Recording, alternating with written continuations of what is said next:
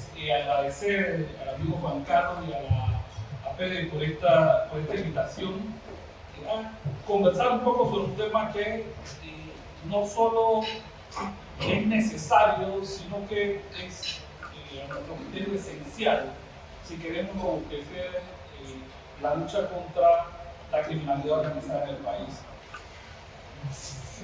Yo quiero empezar un poco hablando de qué es la extinción de dominio, porque en la práctica, en la calle, cuando se nos paran en la condición de fiscal y de procurador, notamos que no todo el mundo entiende muy bien el tema, ¿no? La extinción de dominio es una figura jurídica que lo que busca, de alguna manera, es hacer un juicio de los bienes.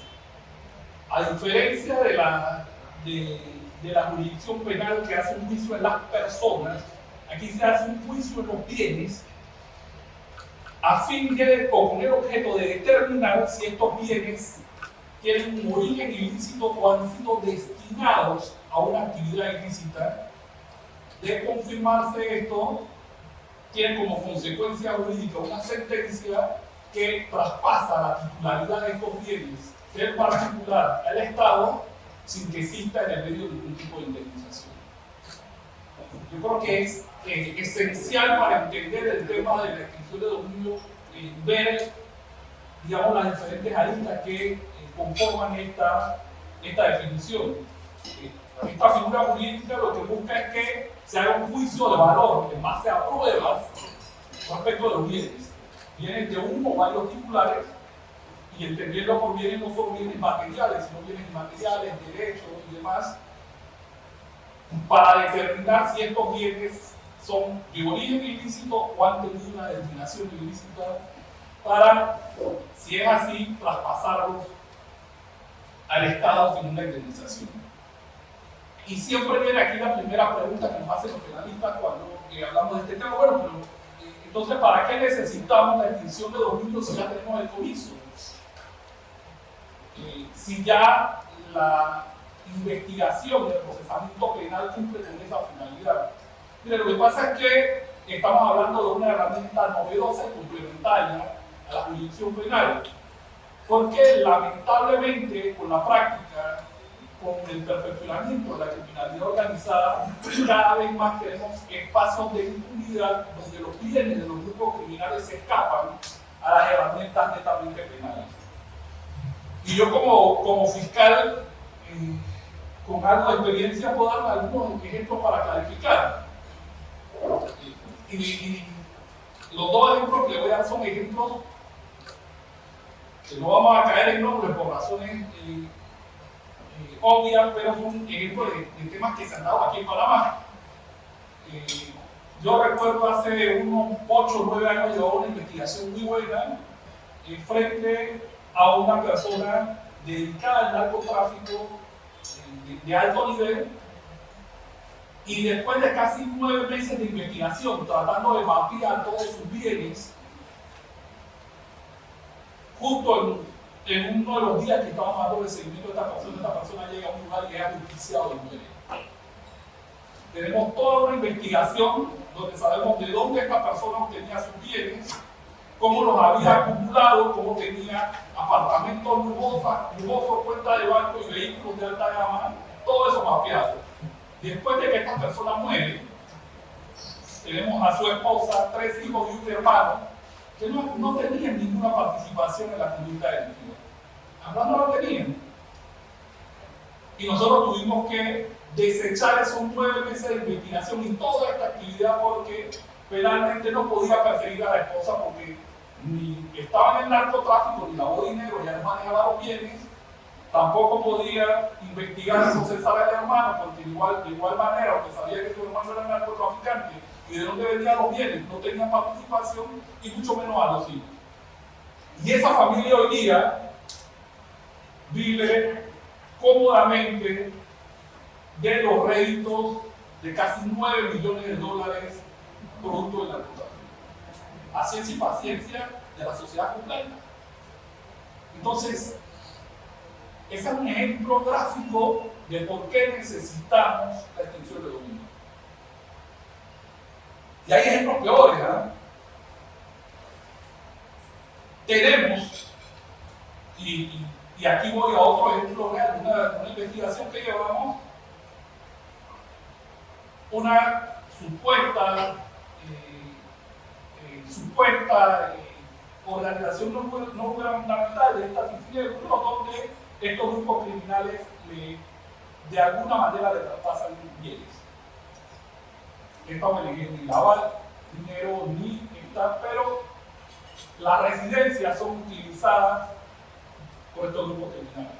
Hicimos una investigación, igualmente la persona fallece, y cuando tratamos de aprender los bienes, nos dije, esto yo lo recibí en donación,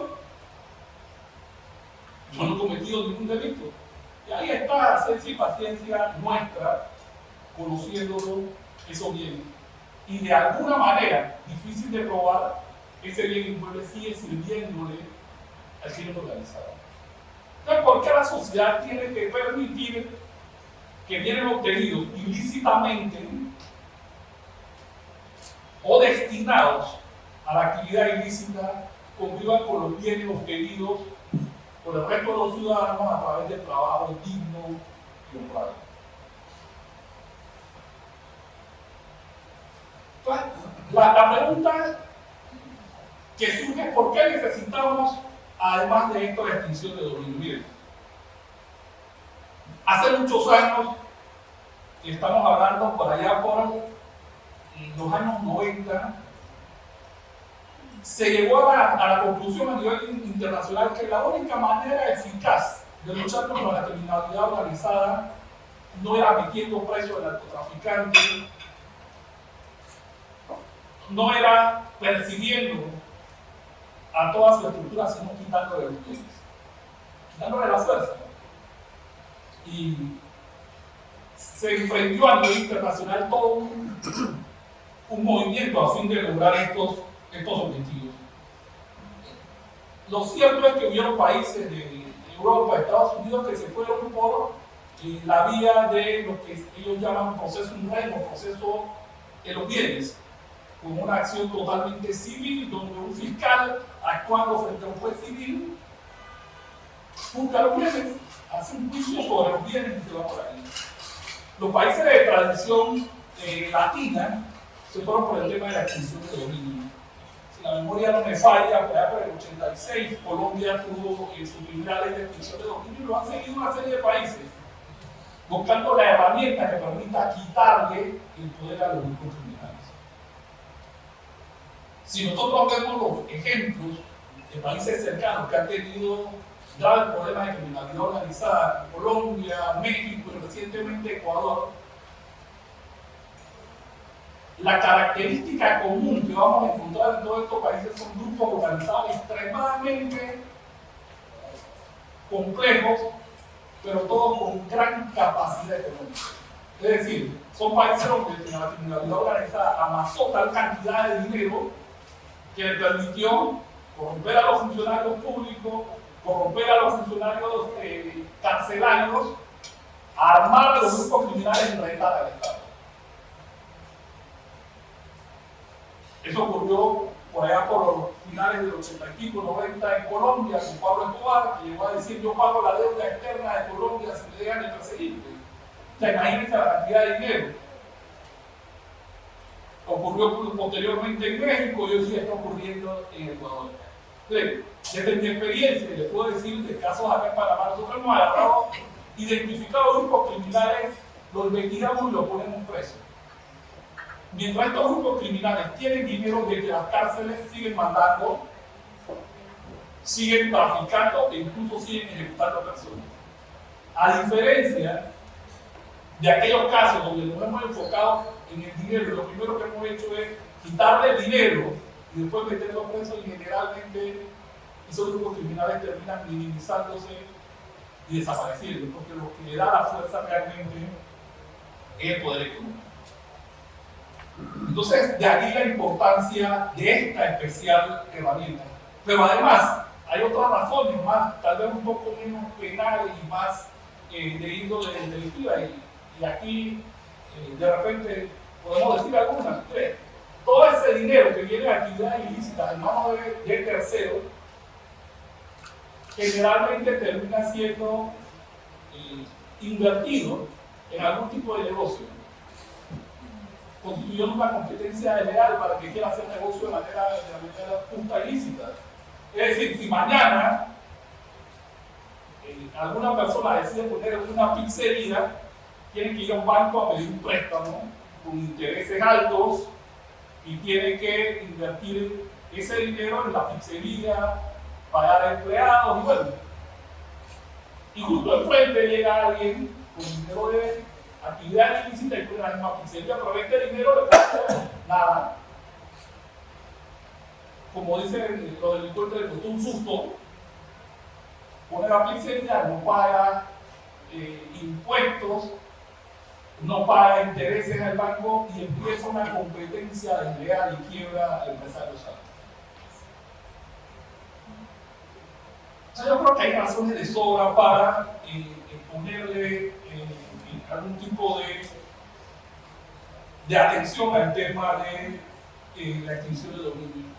Yo sé que el tiempo es corto, quiero hacer 2 o 3 precisiones más. Miren, algunas de las críticas que se hace al tema de extinción de dominio, lo que pasa es que atenta contra la propiedad privada. Cuando vamos a la Constitución, el artículo 47 es claro que el Estado garantiza la propiedad privada adquirida con arreglo a la ley. Si yo adquirí $500,000 producto de corrupción o producto de narcotráfico y yo lo adquirí con arreglo a la ley, la Constitución no prohíbe, no protege la propiedad que adquirí ilícitamente. Entonces no hay ninguna contradicción entre una ley de extinción de dominio y la garantía de la propiedad privada que establece la Constitución Nacional. Lo cierto es que con el proyecto de ley ha de iniciar un debate o de continuar un debate que no es pacífico sobre el tema. El mensaje que yo quiero dejar aquí muy brevemente es que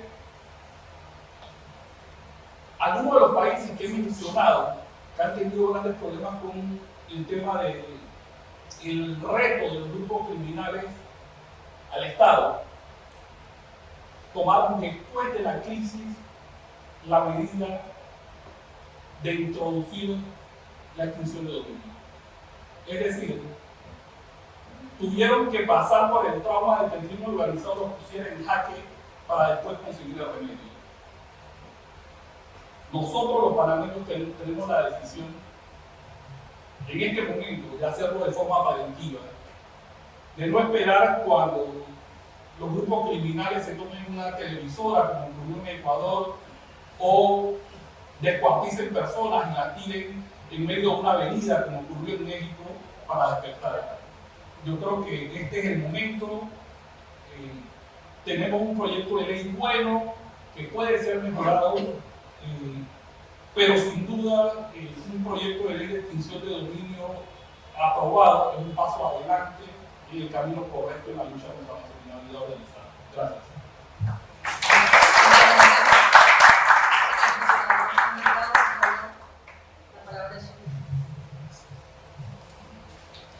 Bueno, ante todo, buenas tardes. La verdad es que igual podemos iniciar sin agradecer esta invitación a ustedes. Estamos en la presencia de muchos colegas que estamos viendo en actividades.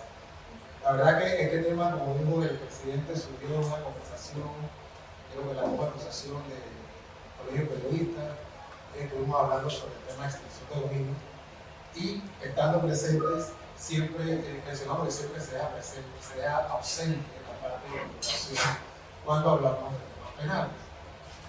Y para nosotros el derecho tributario es tan importante porque si nosotros no recaudamos fondos para que el Estado, los recursos, para que el Estado pueda cumplir con sus planes y proyectos, no podemos asignar esos recursos al Ministerio Público, al órgano judicial, ni a ninguna de las instituciones que están encargadas de hacer esto. Así que lo primario es que nosotros tengamos disponible el recurso para poder asignarlo en los planes y programas sociales. Si no hay dinero recaudado, tampoco hay plata que robarse. Necesitamos recaudar esos impuestos para nosotros poder asignarlo a estos planes que tiene cada al gobierno que asuma la producción del Estado. Dentro de esto, le conversaba yo a algunos compañeros que para nosotros salimos a nivel internacional, siempre Panamá queda sentada en la mesita de los niños. O sea, el gran banquete internacional está servido y Panamá siempre queda en la mesa pequeña. Nosotros en materia tributaria estamos a años luz atrasados con respecto a vecinos como Colombia. En materia penal, como lo dijo el procurador de Colombia por el año 96, introdujo el tema de extinción de dominio en base a la crisis que tenían ellos con el Estado. Nosotros todavía al año 2019, recién creamos la ley 76 de 2019, donde le dimos la calidad de delito a la defraudación fiscal con una pena de 2 a 4 años. Y lo hicimos precedente del delito de blanqueo de capitales, que con lo que considero le dimos algo de seriedad al delito, porque un delito de 2 a 4 años es un delito que tú puedes suspender la pena, puedes hacer acuerdo de pena, y el crimen de defraudación del Estado es un crimen que tiene proporciones inimaginables. Nosotros recientemente tomamos un curso sobre blanqueo de capitales a nivel internacional, Foro Limoni, y las ramificaciones que tiene el crimen organizado son inimaginables. En Europa tienen técnicas muy modernas para darle seguimiento a este flujo de capitales ilícitos.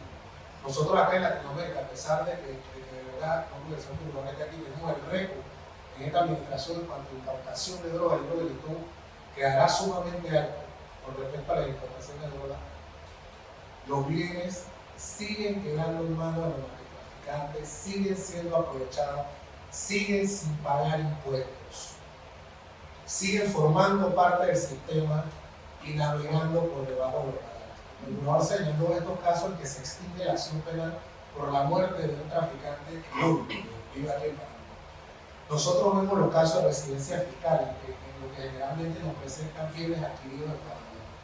¿Qué porcentaje de esos bienes que se nos presentan en los casos de residencia fiscal, cuando yo vivo en España, vivo en Marruecos, vivo en Rusia, y quiero establecer una residencia fiscal en Panamá, me compro 4, 5, 10 propiedades en Panamá?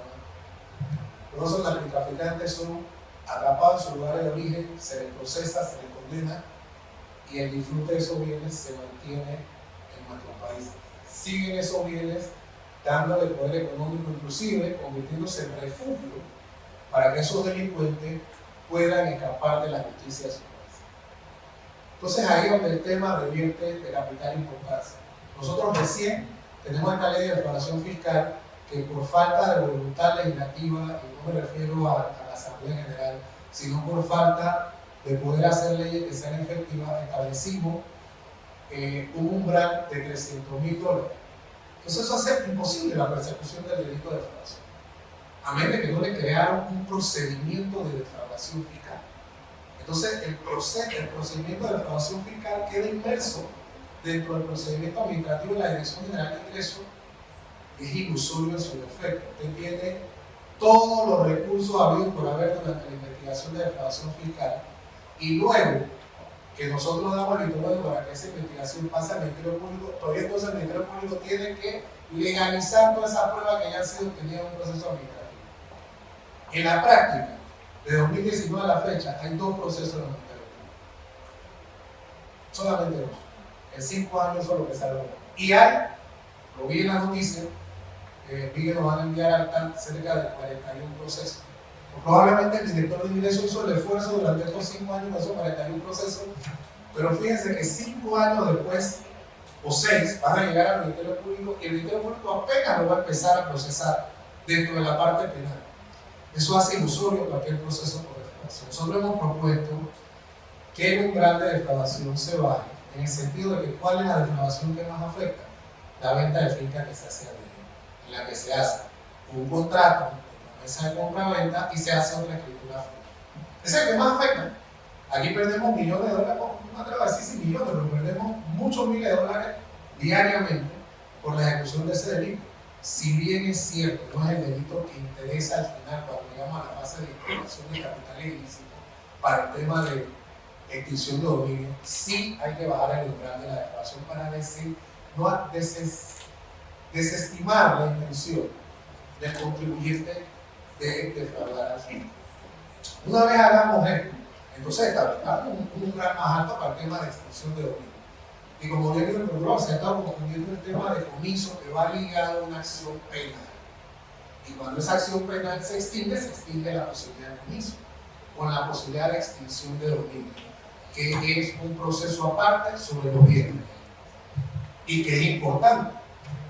También comentaba que este tema de crear jurisdicciones es delicado. ¿Qué ha pasado en mi experiencia en la jurisdicción tributaria? Aquí tenemos un código de procedimiento tributario que nació en una ley que nació hace 5 años. No, en 5 años no lo hemos podido implementar y no hemos integrado tampoco la jurisdicción tributaria. ¿Qué quiere decir esto?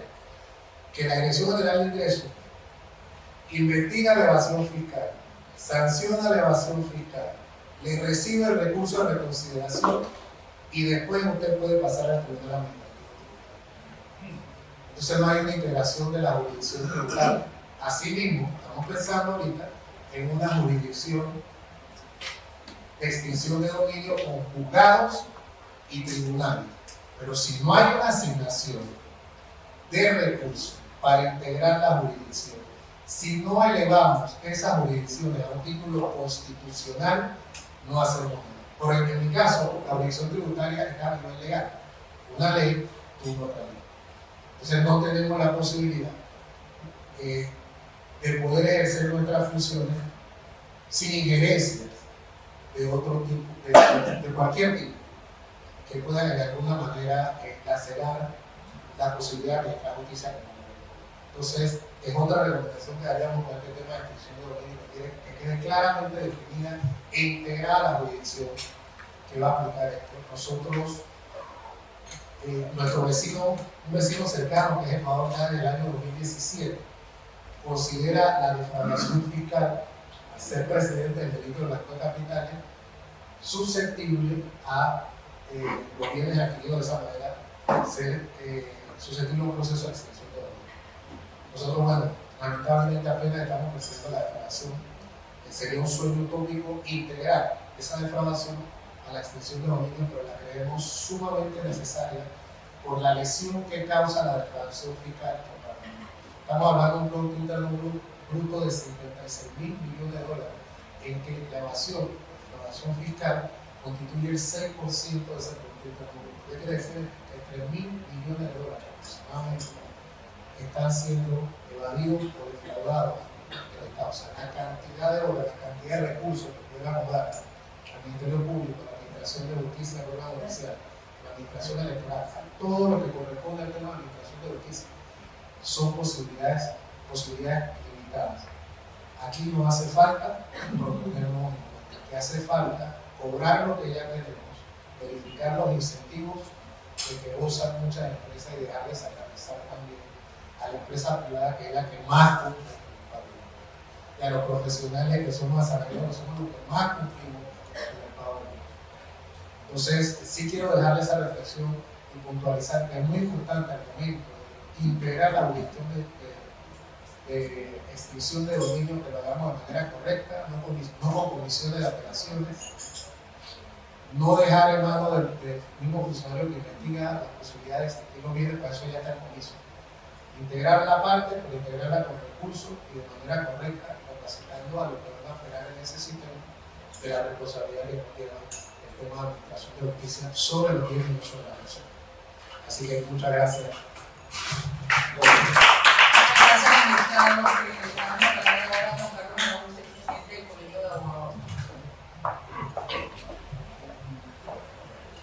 Gracias, buenas tardes. Primero que nada, el agradecimiento por la invitación y el honor de compartir con este extraordinario panel. Bueno, el tema de la extinción de dominio tiene muchas reflexiones y la visión que voy a plantear es desde una integralidad, es decir, cuando llega el proyecto de la extinción de dominio, inmediatamente surgen voces que cuestionaron el proyecto. Y los principales cuestionamientos llegan de la mano del nacimiento del mismo, y era de quién presentaba el proyecto. Es decir, este proyecto llega de la mano del Ministerio de Seguridad, es decir, desde un análisis totalmente distinto a lo que los abogados podríamos tener como equilibrio. Es decir, la visión de la seguridad del Estado siempre va a estar desequilibrada porque tiene otro rol distinto al de los tribunales de justicia, es decir, las instituciones de seguridad siempre van a mirar en una línea directa y sin matices. Sin embargo, la línea de la justicia va a tener que respetar ciertos equilibrios y esos equilibrios son las fronteras que definen el Estado de Derecho. Entonces, ese nacimiento del proyecto de manos del Ministerio de Seguridad inmediatamente polarizó la conversación y generó un enfrentamiento.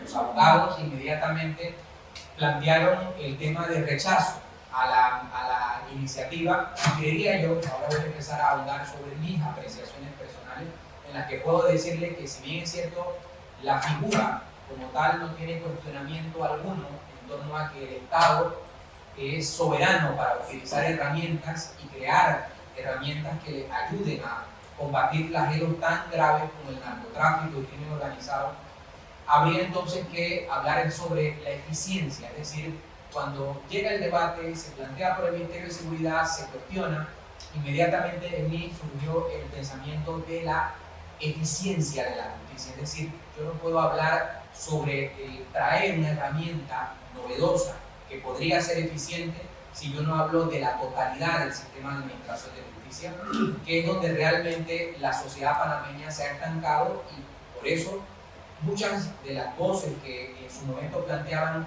como fórmula de la extinción de dominio, la planteaban no por su carácter específico que el procurador ha señalado aquí del combate directo y frontal contra esos flagelos, sino que llegó también de la mano de una especie de plan B, es decir, ante las deficiencias de la justicia, para lo que la sociedad creía que debía ser castigado y que no se llegó a conclusiones, una parte de la sociedad creía que la extinción de dominio era el plan B, es decir, como no funcionó la justicia ordinaria, creo otra figura y esta figura va a ser coercitiva, con lo que yo podría tener como visión que debía ser sancionada.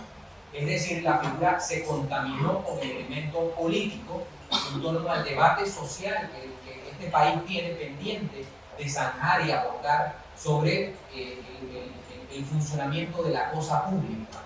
En ese funcionamiento de la cosa pública entonces se planteó un nuevo elefante en la mesa, es decir, actos de corrupción que necesitaban ser sancionados y que no fueron sancionados por omisiones o deficiencias del sistema. Entonces, cuando yo tengo en esa línea de hechos y de situaciones que agrego otro elemento contaminante, entonces llego a la conclusión, bueno, es que la justicia panameña lleva décadas sin hablar aquí realmente de transformación. ¿Por qué tenemos un sistema inquisitivo mixto todavía operando como una defecio allí que se tiene expectativa que produzca resultados cuando todos sabemos que no va a producir resultados porque por algo lo eliminaron y por algo el sistema penal acusatorio lo reemplazó? También tenemos el tema de que la justicia panameña funciona descabezada, es decir, a diferencia de casi todos los países de Latinoamérica, excepto Uruguay y Panamá, somos los únicos países donde no existe un Ministerio de Justicia, es decir, un rostro visible que ordene, sistematice, actualice y procure que el ordenamiento jurídico se modernice en tiempo oportuno.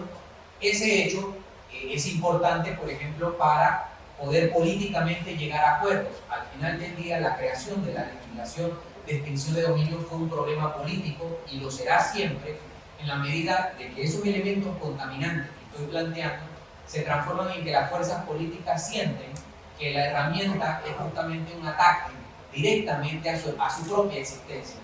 Hoy día nos apartamos de lo que el procurador plantea, que el flagelo es el narcotráfico y el crimen organizado, y nos colocamos ahora en que el debate está en que lo político es quien se siente atacado y afectado por la existencia de la herramienta.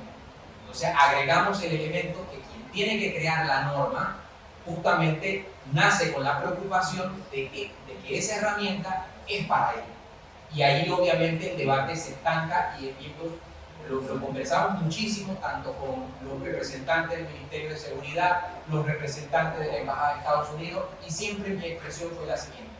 En esto hay que ser muy pragmático y decir lo siguiente: es mejor algo a nada. Y efectivamente se cumplió que nos quedamos sin nada. Y ese nada estaba simplemente en el atrincheramiento de no ceder y de no entender que si las preocupaciones son concretamente lo que el procurador ha señalado, que es el narcotráfico, y que nadie en este país, ni abogado ni no abogado, va a salir a enrostrarle a la sociedad, es que yo quiero proteger el narcotráfico y es que yo quiero amparar esa actividad ilícita. Pero perdimos de la mano en el debate de lo otro, en el que los otros se sentían afectados, en el que los otros se sentían atacados, para, por ejemplo, en su momento, cuando estaba la conversación de decir, bueno, es que la justicia panameña, en sus defectos, tiene que ganar confianza. ¿Y cómo una herramienta como la extinción de dominio gana confianza? Implementándola gradualmente para figuras concretas en donde su eficacia y eficiencia habría sido la posibilidad justamente de convertirla en un instrumento confiable, poner a prueba esos tribunales, poner a prueba todo el ejercicio de derecho de defensa, de las garantías constitucionales, pero el debate se atrincheró, vuelvo y repito, la palabra atrincherar no hay otra palabra, porque, vuelvo y repito, la figura se planteaba como el plan B, y el plan B terminó en que las herramientas para la lucha y el combate de flagelos tangibles, como lo que se plantea, se perdió entonces un momento importante, ha quedado en la extinción de dominio, ahora ya no sobre la mesa, sino que ocupa todo el edificio, el gran elefante llamado extinción de dominio, en el que nadie quiere verlo y que nadie quiere abordarlo, pero también nos olvidamos entonces. Hoy día, para hablar de extinción de dominio, tendríamos que referirnos a la calidad de la justicia panameña. Calidad de la justicia que tiene que ser medida para que justamente en un elemento objetivo yo pueda traer confianza de que cualquier herramienta nueva va a ser, primero, medida, sometida a un control y sometida justamente a una evaluación. Ante la ausencia de eso en la actualidad, obviamente la reflexión es, ¿y usted me va a traer la extinción de dominio para qué? Para que sea utilizada de una forma subjetiva, en el que no hay carrera judicial, en el que no hay permanencia de los jueces, en el que no hay concursos de mérito, y en el que no hay, entonces usted va a lograr que simplemente cualquier abogado en ejercicio diga, es que yo no puedo traer esa herramienta porque simplemente mi estructura de derecho no me funciona. Entonces eso nos deja reflexiones, y se los señalé muchísimo también. Vinieron consultores de Centroamérica, conversaban que si era una figura del derecho civil, que si era que la prescripción, que el tiempo, y eso me recordaba como en la época medieval, en donde en Francia medieval existían los juicios hacia los animales, y se llevaba a juicio, por ejemplo, a los ratones, porque se habían comido un maizal, y luego el día de la audiencia, todo el mundo sorprendido porque no se pudo efectuar la citación de los ratones. Y más hábilmente llegaba un abogado y planteaba en medio de la audiencia a los ratones, de decir, bueno, magistrado, es que la notificación no se pudo plantear porque los ratones están en otro campo. Y sucesivamente se creó entonces una cultura de cómo el abogado era recursivo en torno a utilizar simplemente lo que había en existencia. Pero hoy día, para que nadie esté en la creatividad de defender lo indefendible, usted lo que tiene es que traer la racionalidad de una época actual. Que esta época actual es una época de equilibrios, de garantías, de convenciones, y de que simplemente no es una justicia a la brava, y que tampoco es una justicia en donde yo pretendo corregir todos los errores del ayer. Y para eso este país entonces necesita hacer lo siguiente. Aquí hay que construir una línea de tiempo en donde si yo hoy día puedo advertir que el sistema inquisitivo mixto fue derogado justamente por plantear errores, impunidad, violaciones de derechos, yo tendría que de igual manera saber lo siguiente. Si yo quiero entrar en una figura tan abrasiva, o lo hago segmentado para los delitos específicos, para evitarme esta conversación conflictiva, o lo hago de una manera en donde yo hago una división. El ayer fue el ayer y el mañana será un mañana en donde yo pueda ordenar y sistematizar. Donde yo confunda esas dos fronteras, obviamente no vamos a avanzar como sociedad, porque simplemente, vuelvo y repito, terminó defendiéndose lo político de la herramienta que tenía que ser eminentemente una tensión de fortaleza para la sociedad. Esas reflexiones continúan porque los proyectos siguen allí. En la última redacción o lectura que yo di al proyecto, se mantenía que la redacción era invariable, es decir, no había alguien dispuesto a decir, bueno, el artículo 1 lo voy a modificar de tal manera en el que salve la conversación. Ese hecho nos permite entonces ahora, en el umbral de un nuevo gobierno, obviamente plantear dos temas. Uno, se necesita que desde lo político haya una cabeza visible. Es imposible que nosotros 16, 17 años después de la existencia del Pacto de Estado por la Justicia pretendamos pensar que el Pacto de Estado por la Justicia reemplaza lo institucional. Debe haber una cara visible en el Ejecutivo que tenga la vocería y enrostre a la sociedad la respuesta sobre justicia, impulse políticas públicas, porque hay límites. Obviamente el procurador tiene iniciativa legislativa, la Corte tiene iniciativa legislativa, pero ese combate de crear legislación no es un combate para una institución técnica, ni es un posible enfrentamiento para un magistrado de la Corte Suprema de Justicia. Esto es donde la sociedad entraña, y por eso esa ausencia de rostro visible en justicia es el primer eslabón si nosotros quisiéramos apelar a que no solamente en extinción de dominio, sino en un montón de temas de justicia haya una actualización y un asentamiento. Lo segundo sería gradualmente. El tema del sistema penal acusatorio, que fue implementado de a poco por provincia y demás, con sus errores y con todo su drama por presupuesto, por aquello, reflejó que es mejor tener algo controlado a tener todo y después no tengo nada. Y ese hecho entonces nos determina, y que sería mi sugerencia al día de hoy. O nos enfocamos en puntos concretos de actividades concretas, o simplemente la extinción de dominio va a quedar como una anécdota permanente y perpetua, y lo dejo ahí porque creo que el tiempo se acabó. Gracias.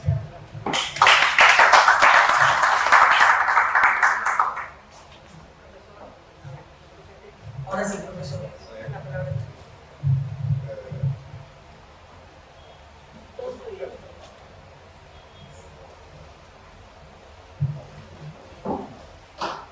Buenas tardes ya. Agradezco mucho a ustedes habernos invitado a esta conferencia y vamos a hacer una presentación más de tipo académico, sin que nada se intercale, digamos, simplemente como sea una posición de la debate. ¿Puedo iniciar?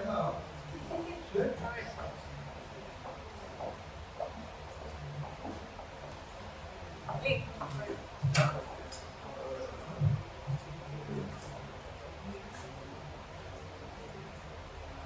Sí, bueno, mientras nos acomodamos ahí. Como se ha mencionado, en la tarde del día de hoy, la extinción de dominio es una consecuencia patrimonial de las actividades ilícitas, que consiste de la pérdida de derechos de dominio sobre bienes, patrimonio, que tiene un origen ilícito o que ha sido usado en actividades de carácter ilícito, y que no conlleva compensación alguna, y que emplea unas vías alternativas al tradicional proceso penal. Uno preguntaría, bueno, ¿por qué?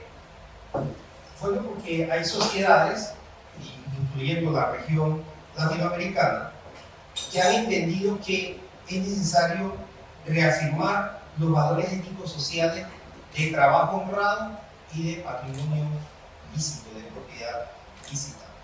Esto ante esa dinámica de corrupción generalizada, crimen organizado y algo que todavía es mucho más importante para considerar, que es la impunidad patrimonial. Según cifras de Naciones Unidas, más de 2.000 billones de dólares se generan actualmente producto de la actividad ilícita, y menos del 1% es recuperado. Es decir, estas cifras casi que alcanzan el PIB, 4 veces el PIB de Argentina y 8 del de Colombia. Y apenas se recupera menos del 1%.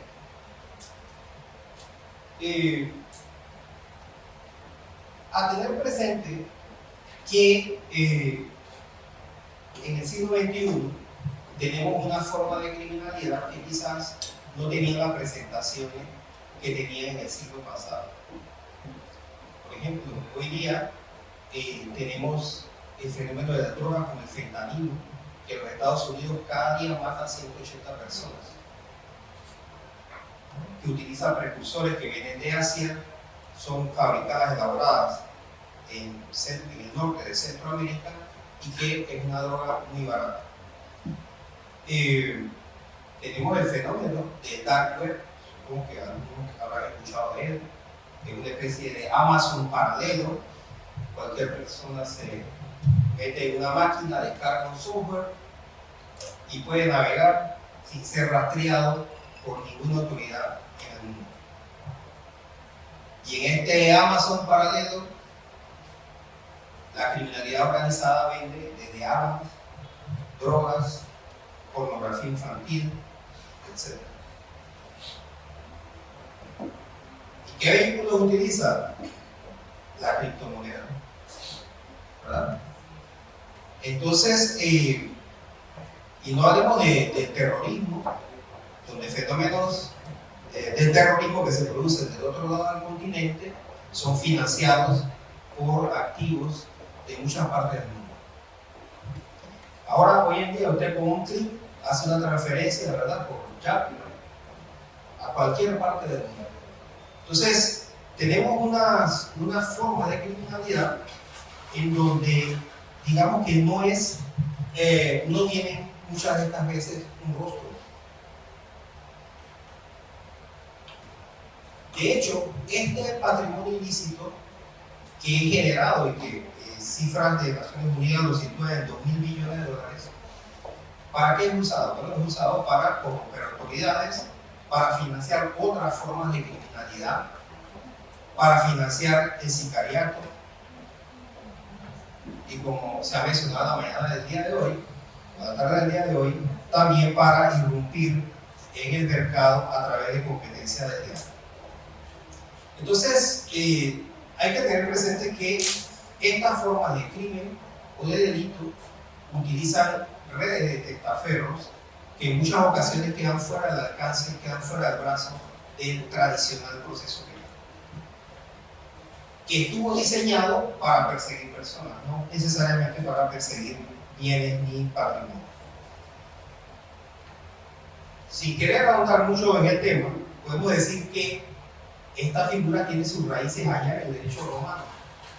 Los romanos ya distinguían entre propiedad lícita y aquella que no lo era. El que tiene propiedad lícita tiene derecho a que su patrimonio sea protegido y está, digamos, exento de cualquier amenaza. Sin embargo, aquel que tiene una riqueza ilícita solo tiene un mero dominio. No ha alcanzado eso que en derecho civil se le llama consolidación jurídica de su derecho a la propiedad. Estas ideas que se remontan al derecho romano, digamos que fueron asimiladas en el ámbito anglosajón. Por eso en los Estados Unidos usted verá que hay una incautación que se produce en el nivel de los procesos penales, como se explicó hace un instante, pero también hay una incautación que se produce en el ámbito civil, en donde los fiscales de los Estados Unidos, los fiscales federales, demandan bienes y en esos procesos civiles comparece cualquier persona que diga tener algún derecho. Esta figura es conocida como el civil forfeiture. Hay otro tipo de incautación, que es la incautación administrativa o confiscación, que es la que practica las autoridades federales, como puede ser el FBI, DEA, RIS, que es la autoridad de los tributos, Homeland Security, CBP, que es aduana, en fin. Sin embargo, esta incautación administrativa tiene unos montos, no puede ser mayor a $500,000 y esto está excluida o está fuera del control previo de un tribunal de justicia.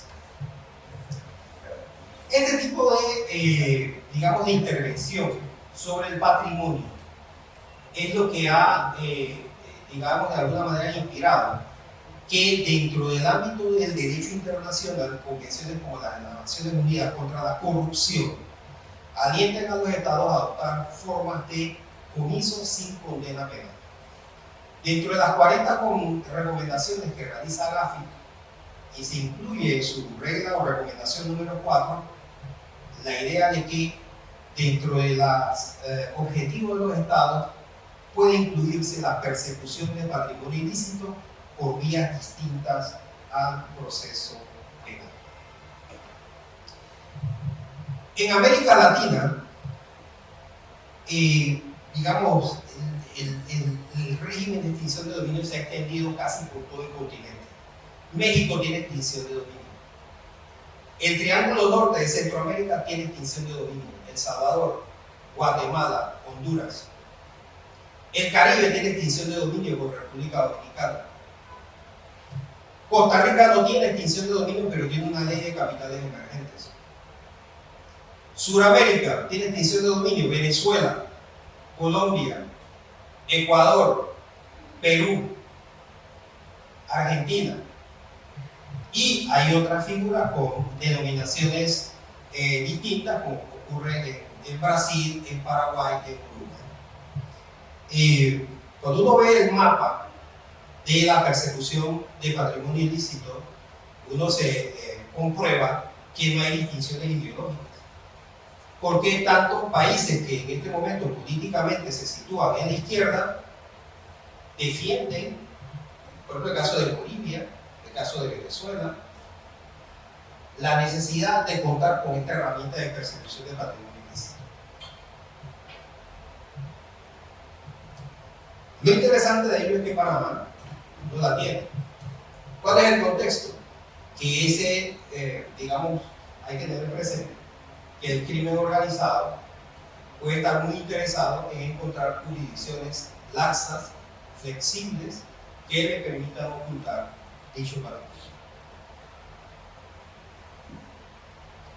A partir de estas experiencias, incluso desde Naciones Unidas, se ha elaborado una ley modelo que recoge tanto buenas como malas experiencias, porque la historia hay que contarla como es. Ha habido muy buenos ejemplos de éxito, pero también ha habido lecciones aprendidas que nos recomiendan no incurrir en el mismo tropiezo. Digamos que uno de los grandes aportes que presenta los regímenes de extinción de dominio es la cuestión de la administración de los bienes. En el modelo actual, los países que no desarrollan esta herramienta tienen un sistema de mera custodia de bienes no productivos. Mientras en un modelo de extinción de dominio se asume un modelo empresarial donde la administración de esos bienes incautados va enfocada a su productividad. Siempre ¿a qué? A mantener el valor económico de bienes incautados. A través de ventas anticipadas y a través de otros mecanismos que permitan una administración rápida y efectiva de los bienes. Ya, por ejemplo, en Panamá uno de los inconvenientes que hay es que la gestión de los bienes está ligada a una ley de contrataciones públicas, entendiendo que los bienes incautados no son del Estado, son de particulares que están sujetos a un proceso penal. Entonces, si usted incauta, por ejemplo, una res, un hato de ganado, usted se puede imaginar qué puede suceder mientras usted, a través de un proceso de licitación, de comprar alimentos a esos animales. ¿Ya? Entonces, en unos regímenes de extinción de dominio, la gestión de administración está enfocada en el sentido empresarial.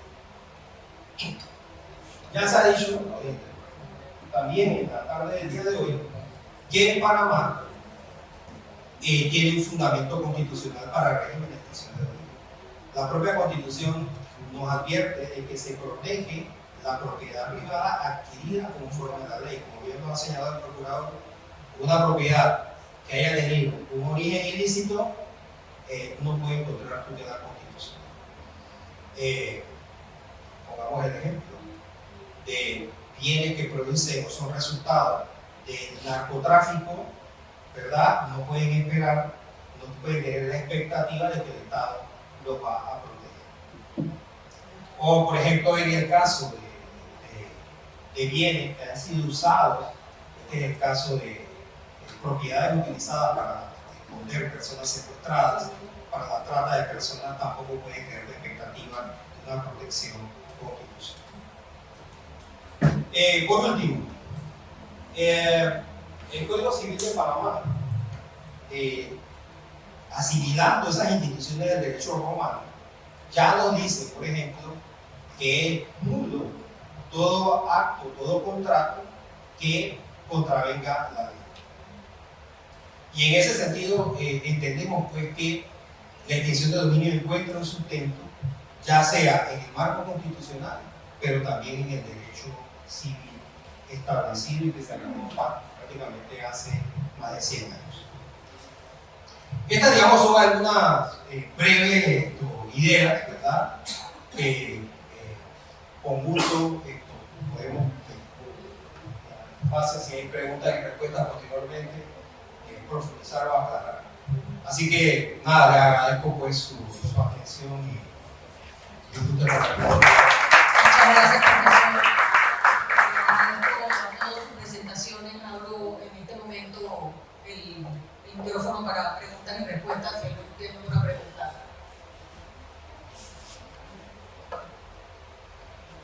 Bueno, yo tengo comentarios, pero no preguntas y respuestas. Buenas tardes.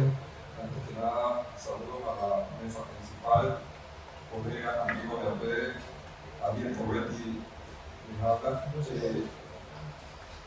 Bueno, yo inicio con una pregunta, porque quisiera saber cuál es el estado actual del proyecto que fue presentado a la Asamblea por parte del Ministerio, que creo que es el 1053.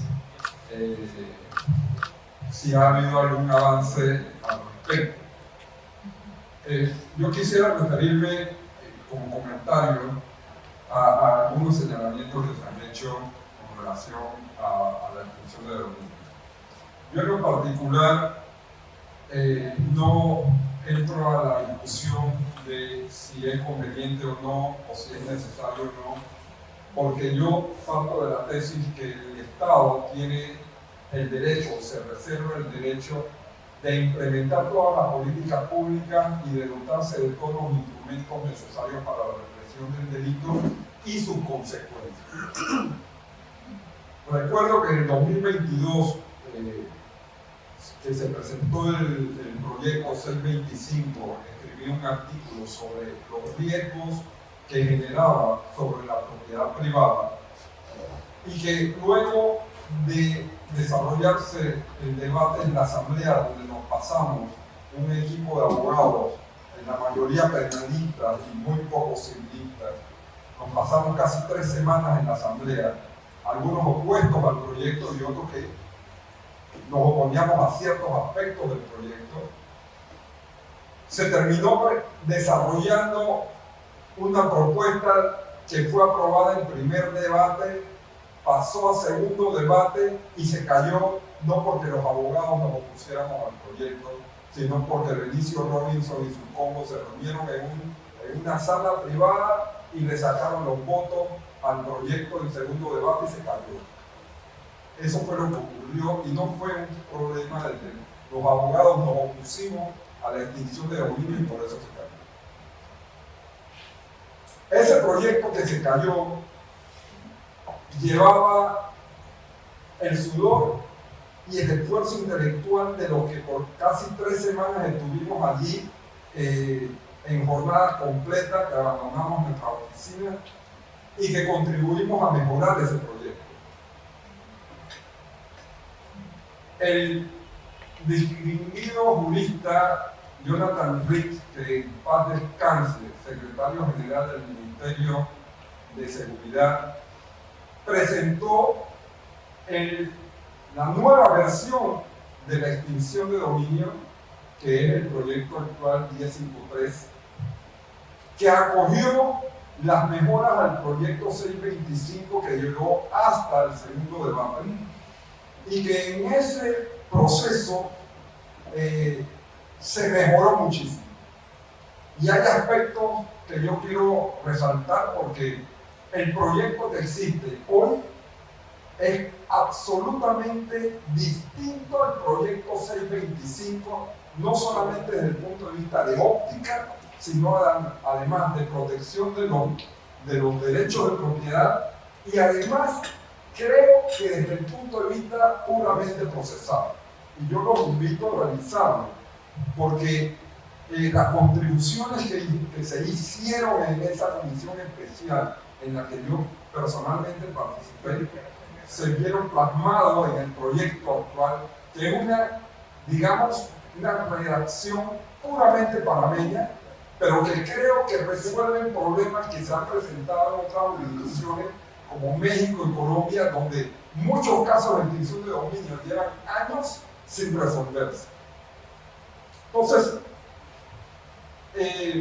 hay temas, por supuesto, que merecen un debate, y casualmente, ya para terminar mi comentario, escribí un artículo sobre ese último proyecto, advirtiendo que había que estudiar algunas disposiciones incluidas en ese proyecto, y esperábamos que la comisión acogiera el proyecto para poder presentar nuestras observaciones, cosa que no ha pasado y que, entiendo yo, duerme el sueño de los justos en una gaveta. Pero yo los invito a leer ese proyecto, porque creo que es un trabajo jurídico importante que se hizo, y que además responsablemente contó con la participación de diversos abogados que fuimos a contribuir más que obstaculizar la extinción de dominio, y que incluso podría aventurarme a decir que en el estado actual del proyecto sería interesante tenerlo vigente para acabar de una vez por todas, o intentar acabar con el flagelo de la corrupción. Una segunda pregunta que le quiero hacer, y tiene que ver con los delitos que generan la acción por casera de dominio, la acción de extinción de dominio, fueron vinculados, entiendo yo, a la ley 121 del 2013. Yo quisiera, si pudieran ampliar un poquito más sobre estas dos preguntas que le he presentado. Gracias. Sí, gracias por sus comentarios y preguntas. Muy brevemente, mire, yo creo que la respuesta a su primera interrogante usted la ha dado. Ese proyecto se presentó, no obstante no ha recibido mayor impulso ni discusión en la asamblea. Tal como usted dice, es un proyecto que acogió algunas de las críticas que se hicieron al primero. Me parece que es un proyecto bastante depurado, y bueno, estamos ansiosos a que ya con una nueva asamblea se inicie la discusión del proyecto de ley.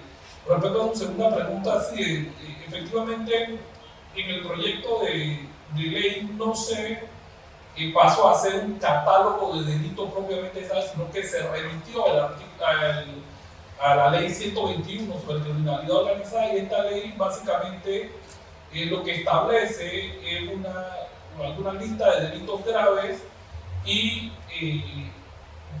describe como delitos graves aquellos que tengan una pena superior a 5 años de prisión, y da una serie de ejemplos como delitos relacionados con drogas, delitos contra la administración pública, secuestro, robo, estafa agravada. Es decir, hace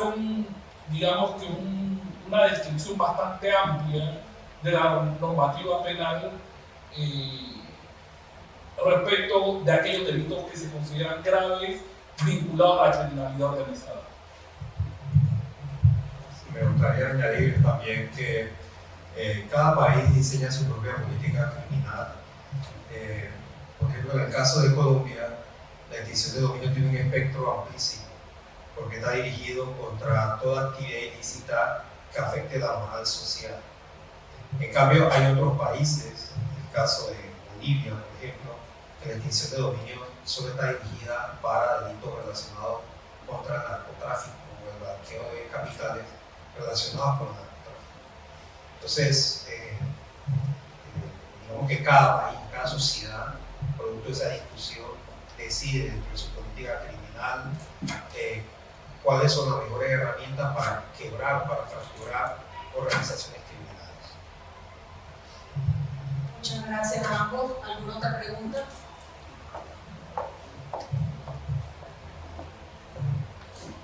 Gracias. Escuchando pues, lo que comentaba, la última reunión que tuvimos aquí, que estaba el señor Rix, casualmente acá, yo entendí que los juristas se oponían porque podría prestarse a cualquier acción a sobrepasarse la ley, ¿no? Hacer cualquier caerle a alguien, pero estoy escuchando como que ya habían pasado el exceso, ¿no? Habían pasado esa etapa. Yo quería estar seguro si habían pasado esa etapa, porque también hablaban de que los juristas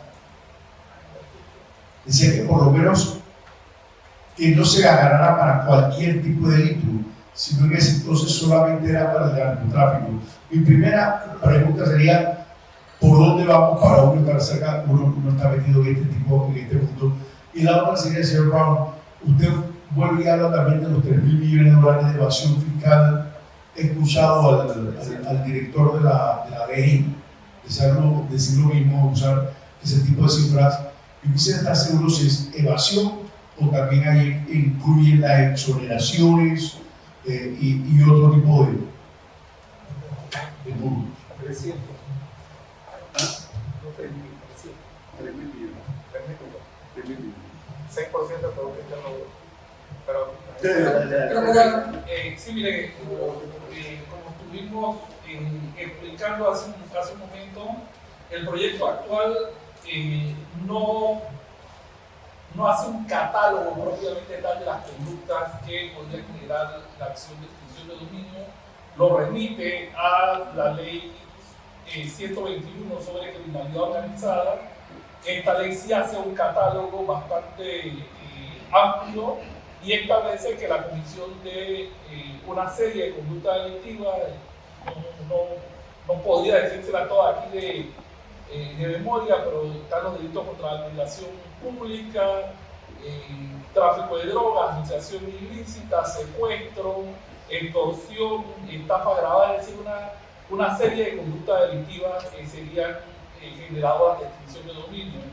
No obstante, como bien dijo el profesor, en los modelos que hay a lo largo de la región, tenemos algunos modelos muy amplios, como el de Colombia. Incluso yo me atrevo a decir y es una opinión muy personal, yo creo que estudiando los modelos respecto de los delitos en los diferentes países es casi que proporcional al problema del narcotráfico que le han tocado y del crimen organizado que le ha tocado vivir.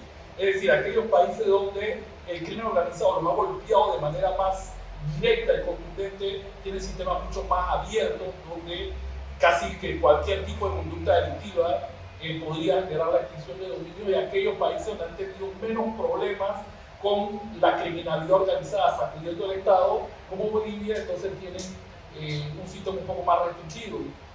El proyecto de alguna manera tiene la visión de quienes participamos en él, de cómo debe ser Panamá. No obstante, obviamente este es un tema que en las discusiones podría ampliarse o reducirse de acuerdo a la política criminal que la Asamblea y los que estén en la discusión considere sea lo correcto para Panamá.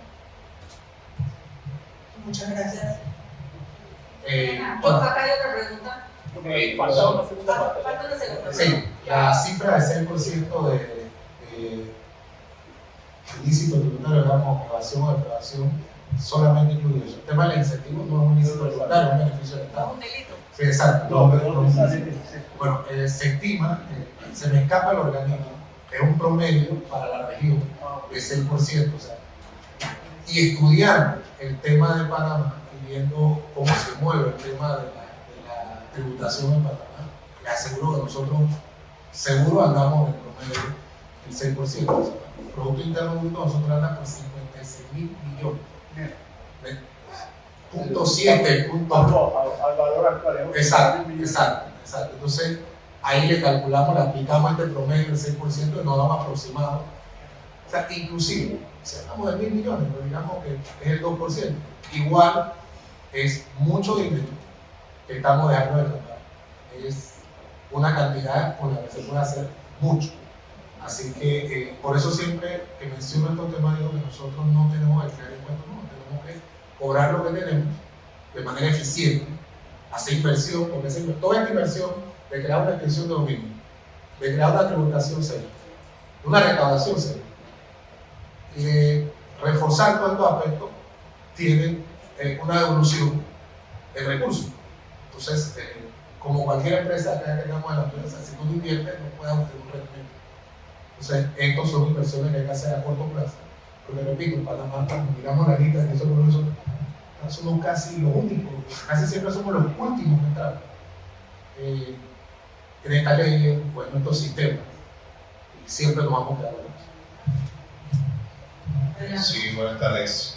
Para entender un poquito, técnicamente, yo no soy abogado, por eso que quizás la manera de hacer, si ustedes pudieran explicarnos la herramienta que tiene hoy el Estado en la cautela o el comiso de los bienes frente a un delito, digamos, común, no sé si común o qué tipo de delito. Hemos visto, por ejemplo, la policía tiene un Mustang deportivo que lo pone en el centenario, pero es un carro que se decomisó por un tema de narcotráfico, seguro, ¿no? Dicho esto, ¿cuál sería la diferencia entonces entre el comiso, ¿cómo se llama? La cautelación y el tema de la nueva ley de extinción de dominio, para entender un poquito cuál es el alcance? Sí, excelente pregunta. Mire, yo creo que hay básicamente dos diferencias, ¿no? El comiso es una pena accesoria a un proceso penal. Es decir, cuando se inicia una investigación penal, yo tengo una persona a la que le estoy imputando ya sea la autoría o la complicidad en un hecho delictivo y yo le aprendo provisionalmente los bienes vinculados a ella. Pero para que el Estado se quede con esos bienes, yo tengo que lograr la condena de esta persona. Tengo que lograr la condena, determinar quién es el autor o partícipe del delito y además determinar que esos bienes son producto del delito o fueron utilizados para la comisión del delito. Necesito ambas cosas, es decir, el comiso es accesorio a una pena principal. Sin embargo, en la extinción de dominio, yo no necesito esa accesoriedad, es un proceso sobre los bienes. La persona puede estar siendo juzgada en lo penal o no, pero yo me voy a los bienes y el fiscal lo que le pide al juez es que valore, de acuerdo a pruebas, si esos bienes son de origen ilícito o si están destinados a la comisión de hechos ilícitos, y de ser así,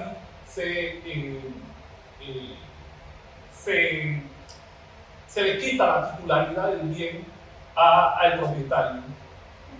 Yo creo que esta es la principal diferencia y la segunda diferencia aquí es que generalmente en el comiso yo necesito tener este bien bajo la titularidad de quien cometió el delito o quien cometió algún delito, pero en la realidad, en la práctica, en el día a día material no ocurre así. En el día a día material ocurre que estos grupos criminales hacen gran cantidad de dinero, cantidades tan ingentes que no pueden manejar y estos bienes quedan en manos de terceros. Entonces, la extinción de dominio me permite a mí irme en contra de los bienes en manos de un tercero sin siquiera preocuparme si son o no delincuentes, sino cuestionar el bien, el origen ilícito o no de los bienes. Yo creo que, salvo otra opinión yo creo que son las dos principales diferencias en el tema. Y por eso hablo, cuando se dice que no, es que ya tienen el comiso para que quieren la extinción de dominio, que estamos hablando de dos esferas diferentes o dos ataques diferentes al mismo problema, totalmente diferentes. Porque una cosa es el proceso penal que se centra, y así ha sido a través de la historia, que se centra, su principal objetivo es determinar si la persona es responsable o no de un delito y hacer pagar una pena, y de manera accesoria, como quien dice, ver el tema de los bienes, mientras que por eso la extinción de dominio se enfoca directa y exclusivamente en los bienes. Gracias. Si se prueba que es inocente, hay una devolución. En la fase penal sería así.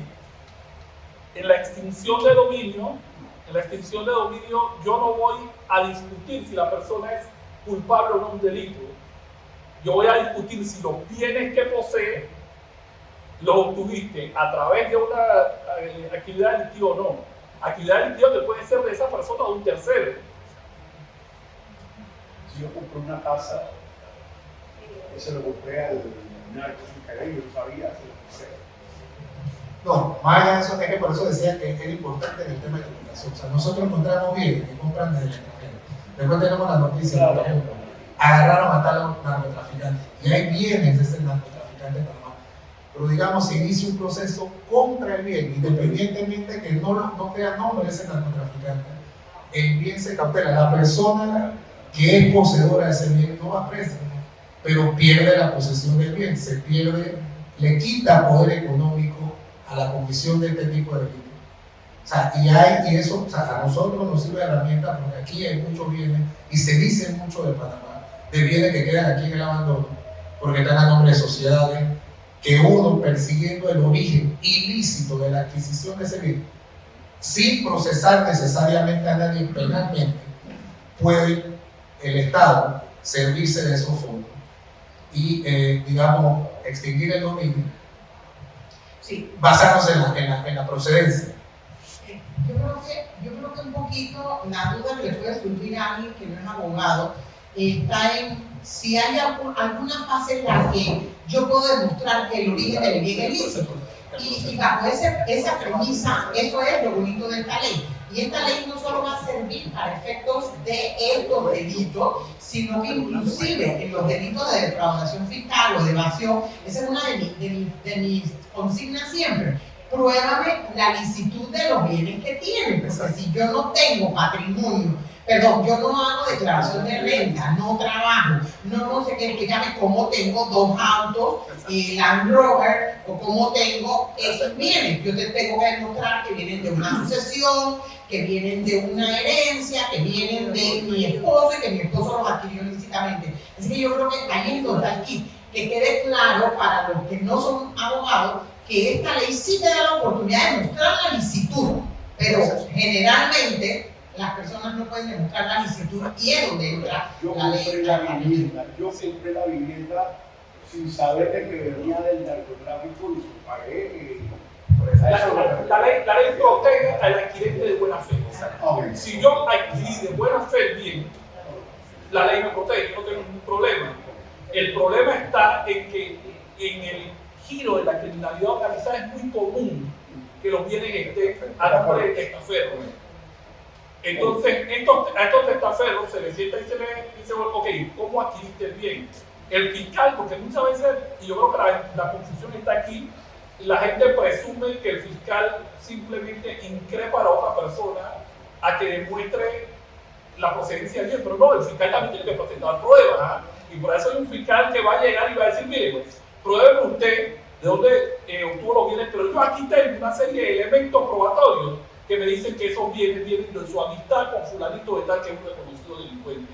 O yo tengo algunos elementos probatorios que me dicen que usted tiene negocio con este delincuente y los bienes de él se han ido trasladando hacia usted. El fiscal también tiene una carga probatoria y por eso es un juicio de los bienes, un juicio donde cada parte va a presentar las pruebas.